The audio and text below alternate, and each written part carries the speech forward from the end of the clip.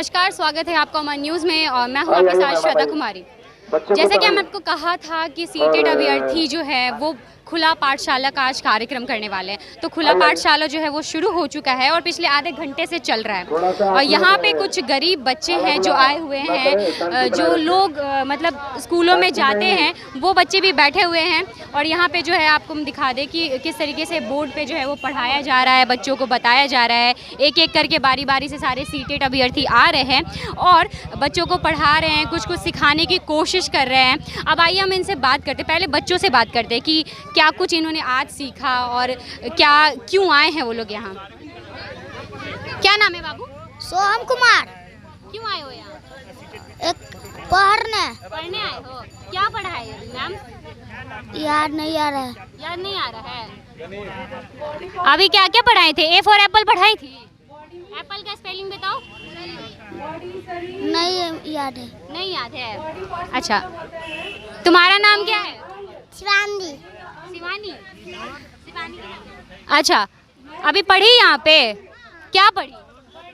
Apple. Apple. Spelling बताओ Apple का। अभी मैम बताई ना स्पेलिंग, बताओ। नहीं पता। नहीं पता। अच्छा, क्यों आई हो यहाँ पे? पढ़ ले। कॉपी कौन दिया? मैम। मैम दी हैं। इसमें पढ़ोगी? हाँ। जो मैम पढ़ाई वो लिखी? हाँ। नहीं लिखी। अच्छा, आपका नाम क्या है? मेरा काजल। हाँ? काजल। काजल। क्या पढ़ा आपने आज? एप्पल। टेबल आता है आपको? 2 का टेबल नहीं आता। नहीं आता है। अभी मैम बता रही थी ना। याद नहीं आ रहा है उतना। याद नहीं आ रहा है। अच्छा, ये बताइए, अभी आपने बताया था ना 4 + 8 क्या होगा? एप्पल। 4 + 8 क्या होगा? 8 + 4 क्या होगा? क्या पता दीदी? नहीं पता। नहीं पता। 8 + 4 क्या होगा? 8 + 4 12 होगा। 12 होगा। 4 + 8 12। हाँ। अच्छा ठीक है। 6 + 9 6 + 9 नहीं पता। नहीं पता। चलो ये बताओ, 15 + 7 कितना होगा?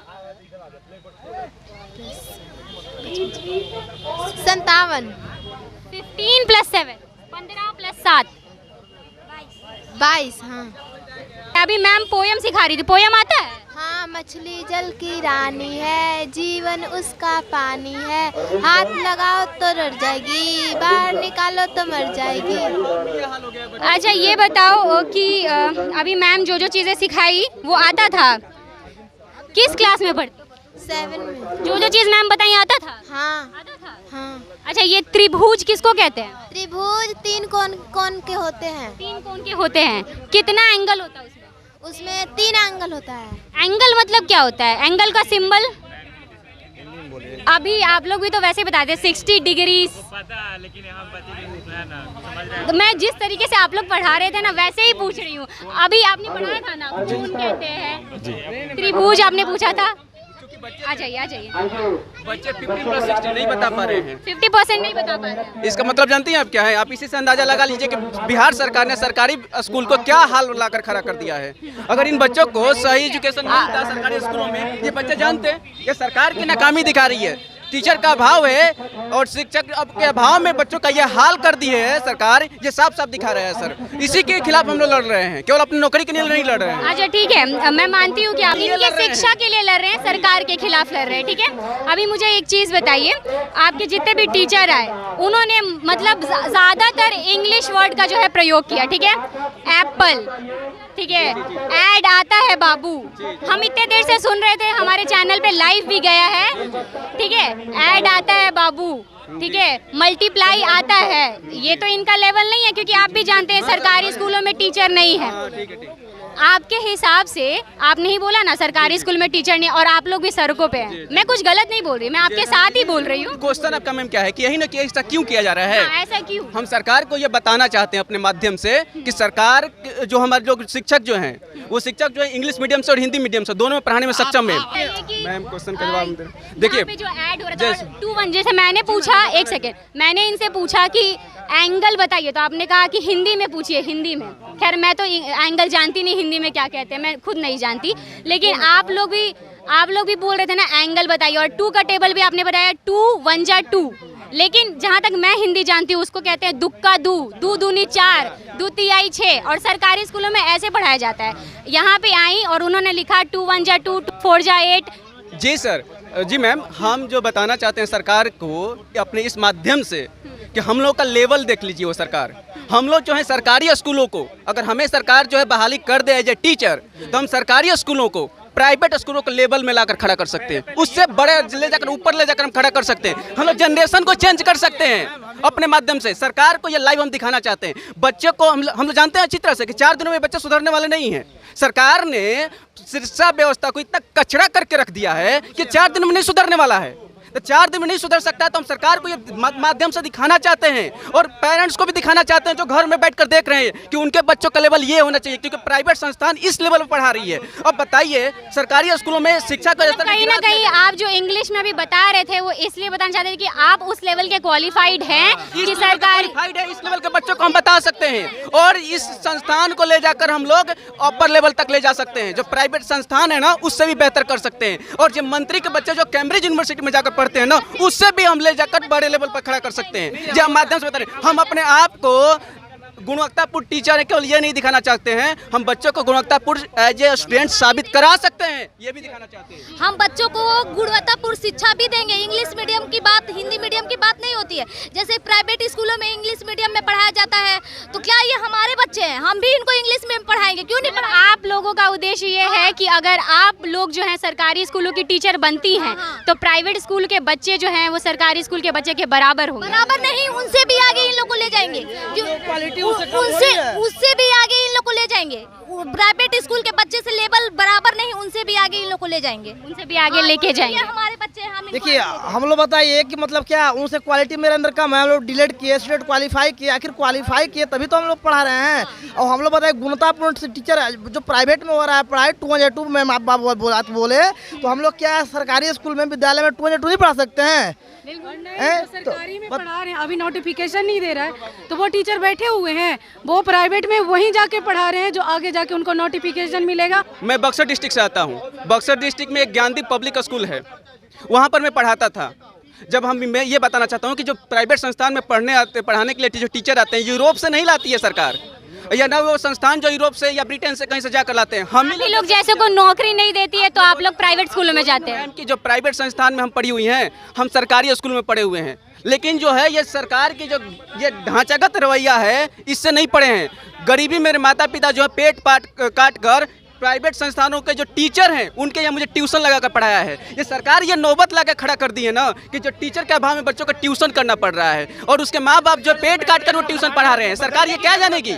ये सरकार जो एसी में रहती है उसे कुछ पता है? रोड पर उतर के केवल वोट मांग लेने से काम हो जाने वाला है? हम लोग रोड पर लाकर खड़ा कर दिए सरकार। ये तमाचा मारने का काम हो रहा है इसके जरिए। केवल हम लोग जो है इसके जरिए बच्चों को शिक्षित करने के जो काम नहीं कर रहे हैं। 4 दिन में 7 दिन में बच्चे शिक्षित नहीं हो जाएंगे। इसके लिए मुझे अगर आप लोगों की बहाली सरकारी स्कूलों में हो जाएगी तो कहीं ना कहीं बिहार की शिक्षा व्यवस्था जो है वो बढ़िया हो जाएगी, बहुत हद तक सुधरेगी मैम, बहुत बेटर होगा। हम लोग जितने भी हैं हो जाएगा। मानिए कि अगर हम लोग स्कूल में चल जाएंगे तो पूरा प्राइवेट स्कूल को बंद करा देंगे, इसलिए कि हम लोग इतना क्वालिटी है कि 2 1 जा 2 क्या बच्चों लोग को जितना इंग्लिश मतलब बता देंगे जो प्राइवेट में लोग नहीं पढ़ाया जाता है उन लोग हम लोग बता देंगे, उतना हम लोग अंदर क्वालिटी है।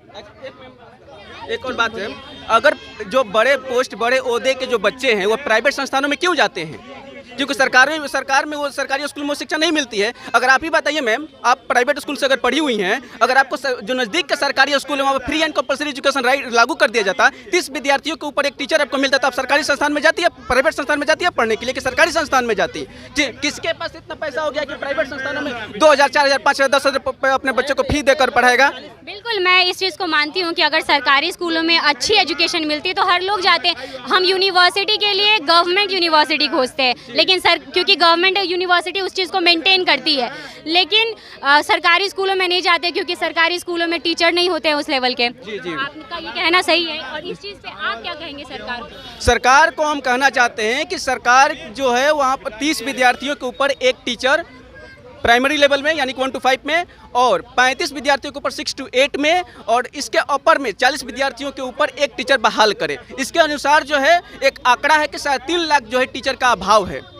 बिहार में कई ऐसे स्कूल हैं जहां पर 2 या 3 टीचर के भरोसे जो पूरी स्कूल संचालित हो रही है। ऐसे में बच्चों को गुणवत्तापूर्ण शिक्षा नहीं मिलेगा। अगर उसे गुणवत्तापूर्ण शिक्षा बच्चों को देना है तो इसके लिए ये नियम लागू करना पड़ेगा। केवल नियम लागू कर बना देने से सिस्टम नहीं सुधार होता है, उसको धरातल पर लागू भी करना पड़ता है।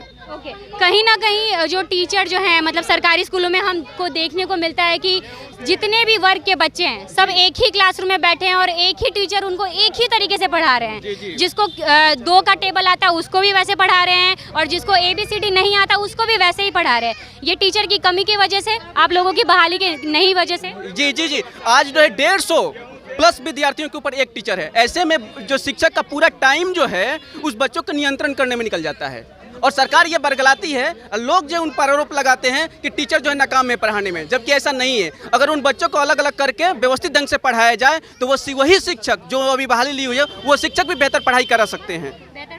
आमतौर पे जब हम सरकारी स्कूलों का निरीक्षण करने जाते हैं, बहुत सारे आपने देखा होगा मीडिया वाले गए सरकारी स्कूलों का निरीक्षण करने, तो उन्हें मतलब जेन्युइन आंसर भी नहीं पता होता है, उन्हें स्पेलिंग्स नहीं पता होता है, उन्हें मुख्यमंत्री कौन है ये नहीं पता होता है।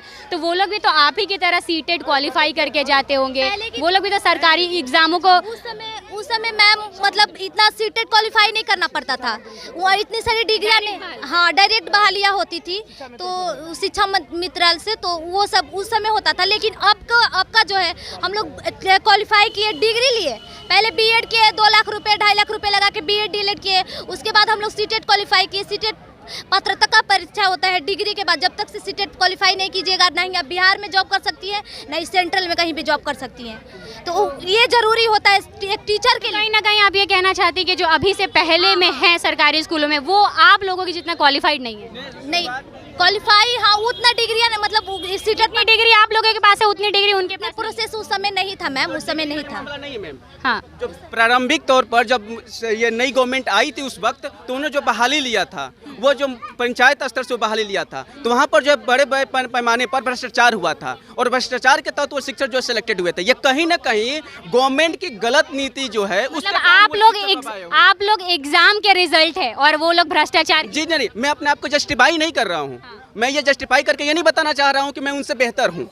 मैं ये बताना चाह रहा हूँ कि वो जो शिक्षक जो सिलेक्टेड हुए हैं वो भी गलत नीति के कारण है और आज जो शिक्षा का ये माहौल बन चुका है ये भी गलत नीति का मामला है। और जो आज हम रोड पर हैं ये भी सरकार की गलत नीति का मामला है। ये लोगों पर ये सरकार ना थोपे और ना ये टीचर पर थोपे, ये पूरी तरह से ये सरकार की जिम्मेदारी बनती है। सरकार ने ऐसी व्यवस्था बनाई जिसके भ्रष्टाचार के तहत ऐसे लोग हुए। एक और मैं बताना चाहता हूँ, जो अभी वर्तमान में जो सिलेक्शन का प्रोसेस है ये भी बहुत घटिया लेवल का है। अब बताइए, पानी का बहाव ऊपर से नीचे की तरफ होता है कि नीचे से ऊपर होता है? बहाव प्रकृति जो है ऊपर से नीचे की तरफ होती है, तो टीचर का सिलेक्शन जो होना चाहिए ऊपर से होना चाहिए। मेरे कहने का मतलब है पहले 12th का बहाली कराती, फिर 10th के बहाली करती, फिर 8th का, तब फिर जाकर 5th का। लेकिन ये सरकार क्या कर रही है, पहले 1 to 5 का बहाली करवा रही है, फिर 6 to 8 का, फिर जो है अपर लेवल पर। ऐसे में क्या होता है कि जो सिलेक्टेड टीचर होते हैं 1 to 5 में सिलेक्ट हो चुके हैं, वही टीचर जो है क्वालिफाई किए हैं जो 12th लेवल के लिए, 10th लेवल के लिए। तो जब बहाली आती है ऊपर की तो ये फिर टीचर क्या होते हैं छोड़कर उस लेवल पर चले जाते हैं। तो यहाँ पर शिक्षक का अभाव हो गया। ये सरकार जो एक ही बहाली को 5-5 बार 6-6 बार लेकर बहाली दिखाती है कि इतने टीचर की बहाली हुई है, वास्तव में वहाँ पर ऐसी बहाली होती नहीं है। जो एक ही जेन्युइन जो एक ही पर्सन वही 5 बार 6 बार सिलेक्ट हो जाता है और वहाँ पर टीचर अलग-अलग सेक्टर, जी अलग-अलग लेवल में, और वहाँ पर जो है टीचर का अभाव बना रह जाता है। ये सरकार जो रणनीति के तहत शिक्षा व्यवस्था का चौपट करके गरीब के बच्चों को शिक्षा से महरूम रखने का काम की है। बहुत बहुत धन्यवाद। तो इनका कहना था कि अगर सरकारी स्कूलों में टीचर जो है वो अगर नहीं पढ़ा पा रहे, अगर हम लोग देखते हैं कि सरकारी स्कूल के टीचर नहीं बता पा रहे, अच्छे से स्पेलिंग नहीं बता रहे, बच्चों को नहीं पढ़ा पा रहे, तो वो भी सरकार की गलत नीति है। और आज जो शिक्षक सड़कों पे आंदोलन कर रहे हैं वो भी सरकार की गलत नीति है। और ये कहीं ना कहीं सरकार ही इसके लिए रिस्पॉन्सिबल है कि आज जो हमारी बिहार की शिक्षा व्यवस्था है वो इतनी खराब है। जहाँ बिहार की शिक्षा व्यवस्था के लिए कहा जाता था कि बिहार से IAS निकलते हैं, जहाँ से ये कहा जाता था कि UPSC क्रैक करने वाले बिहार से आते हैं, वहीं आज ये कहा जाता है कि बिहार की शिक्षा व्यवस्था जो है वो बहुत खराब है। आप देख रहे थे उमा न्यूज़, मैं आपके साथ श्वेता कुमारी, धन्यवाद।